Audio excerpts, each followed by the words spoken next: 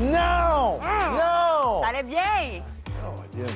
Canadien qui On était de bonne gagnait. humeur. Ah, mais Canadien qui gagnait, ce soit contre le Lightning de Tampa Bay. C'était beau jusque dans les dernières minutes, jusqu'à temps qu'ils retirent leur gardien. Qu'est-ce que c'est ça, Corey Perry?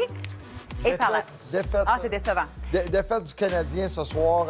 Défaite crève-cœur. On allait parler de Jake Allen ce soir. Oui. Belle performance de Nick Suzuki, de Hoffman qui marquent des Oui. jeunes qui essaient de se faire une place. Élie, mais là, on va parler du but de Corey Perry et de Palat en fin de match. Il restait 2 minutes. Ah, c'est tellement décevant. En plus, j'ai des observateurs au Centre Bell et tu sais qu'on me disait que c'était la plus belle foule jusqu'à maintenant.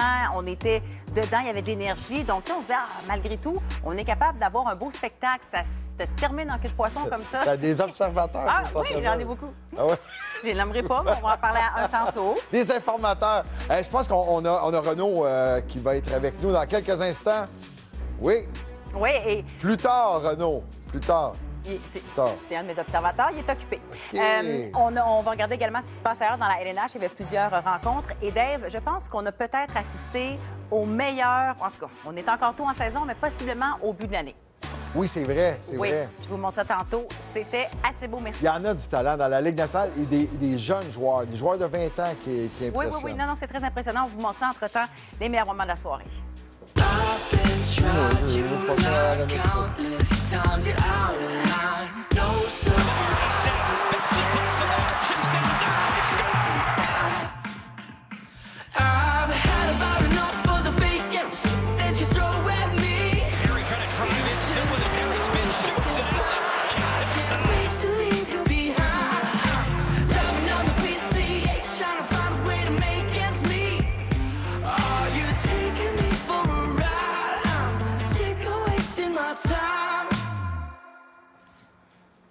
On va quand même parler de ce qu'on a vu de beau malgré la défaite. C'est assez décevant pour Jake Allen, entre autres, parce qu'en troisième période, il y a comme eu tellement d'arrêts importants. En tout cas, je veux qu'on parle des bonnes choses. Une chose à la fois. Une chose à la fois. Parlons de Nick Suzuki parce qu'on voit qu'il prend bien sa place, on voit qu'il se positionne. Malgré tout, il joue très bien, même si son équipe, des fois, joue mal. C'est quoi ton évaluation du jeu? Encore un autre bon match. Oui. Il y a eu une période un peu plus creuse là, dans les semaines dernières, mais bon, ça fait 2 matchs de suite qui marquent. Je le sens beaucoup plus en contrôle. Encore une fois, plus de 50 au niveau des mises au jeu.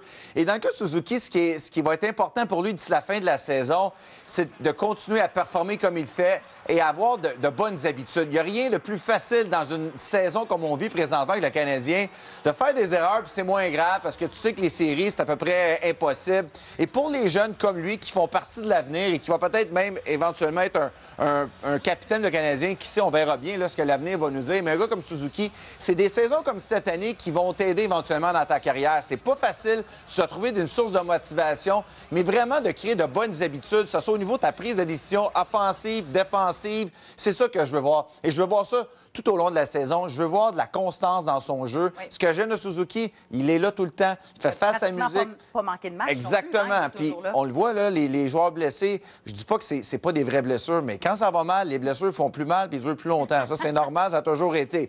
Parce que, bon, la motivation, des fois, n'est pas toujours là. Suzuki, il est là et il joue comme un premier centre. Et moi, je pense que ces saisons-là de misère, éventuellement dans une carrière, quand c'est des outils que tu te crées... L'as-tu déjà vécu? Mais oui, mais oui. Écoute, tous les joueurs ont eu des saisons difficiles. Surtout quand tu es jeune, c'est encore plus difficile parce que tu n'as pas, justement, ce bagage-là. Mais éventuellement, dans ta carrière, quand tu vas connaître une période un peu plus difficile, tu vas te souvenir de ce que tu as vécu dans tes premières années. Moi, je pense que ça peut l'aider. En tout cas, moi, c'est une façon que je verrais cette saison-là pour lui, de se donner des objectifs à court terme, de pourcentage des mises au jeu, de finir dans les plus. Il y a un paquet de façons que tu peux te créer de la motivation, même si tu sais que tu ne feras pas les séries. Puis moi, je pense que ça va être important. Ça peut être un couteau à deux tranchants, comme tu dis, parce que d'un côté, on veut saisir l'opportunité parce qu'on dit l'équipe va pas bien, mais en même temps, la source de motivation est difficile à trouver, là. Elle est pour très... tous les joueurs. Exactement. Mais sans être égoïste, mais éventuellement, tu joues aussi pour toi. Tu joues pour, justement, tu veux connaître des bonnes saisons, tu veux aider tes coéquipiers. Puis je pense que c'est ça qu'ils doivent faire. Tes compagnons de trio, il faut que tu te crées des objectifs. Tu dis, OK, les boys, à soir, on finit le match, je sais pas, mais on doit tirer tant de fois dans la rencontre. Tu as des façons de faire pour rester motivé puis continuer à avoir du succès. Lui, c'est un jeune qui s'est clairement s'est en... Jusqu'à présent, ça va bien. Saisis sa chance. Merci, Eric. Ça fait plaisir. Élie vient de dire